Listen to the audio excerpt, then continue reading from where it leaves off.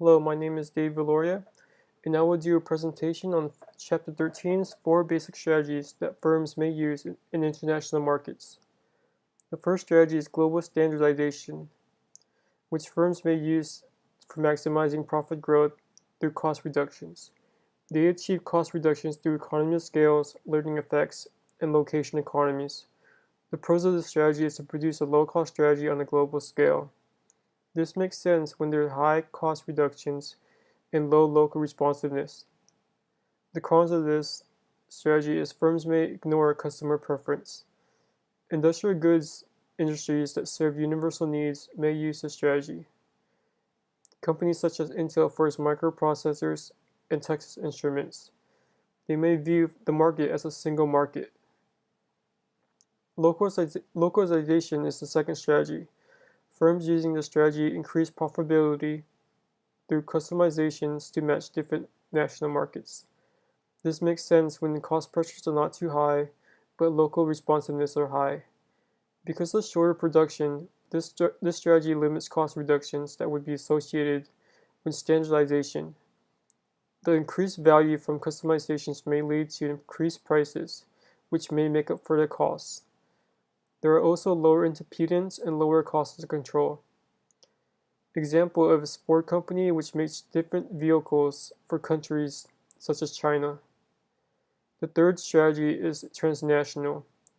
Transnational strategy achieves low cost through location economies, economies of scale, and learning effects. Firms are able to differentiate. Another pro is the ability to transfer and share resources due to a global network of operations which have a multi-directional flow of skills from its home country main firm and subsidiaries.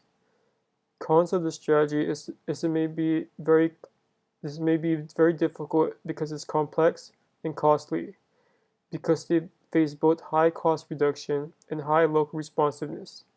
Thus, as a result, few companies have perfected the strategy. The U.S. machining company Caterpillar is an example of trying to customize their products to meet global markets and meet regulations while achieve low costs in Japan. In Caterpillar's case, the company had to establish manufacturing facilities at favorable locations to fill global demand, while they use their own centralized manufacturing components.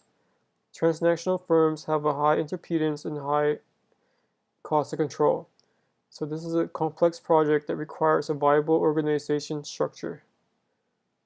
The fourth strategy is international. International firms sell domestic products that sell internationally.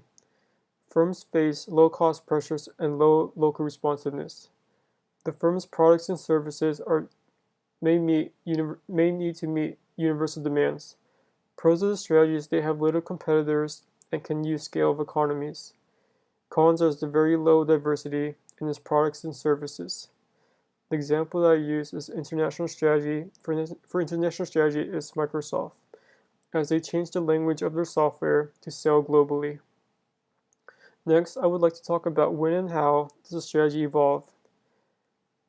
A strategy evolves because of emerging competitors. International strategy may not be a viable long-term strategy, so firms may switch to transnational or standardization strategy. And likewise, firms that use localization strategy may face the similar problems and competitors and will need to switch to transnational strategy. These firms will also have to reduce its cost structure while they face emerging competitors. The example I use is Procter & Gamble from discussion 5 of this class, which is an example of a localization to standardization occurrence. As competition intensifies, international localization firms may move towards a global standardization or transnational strategy.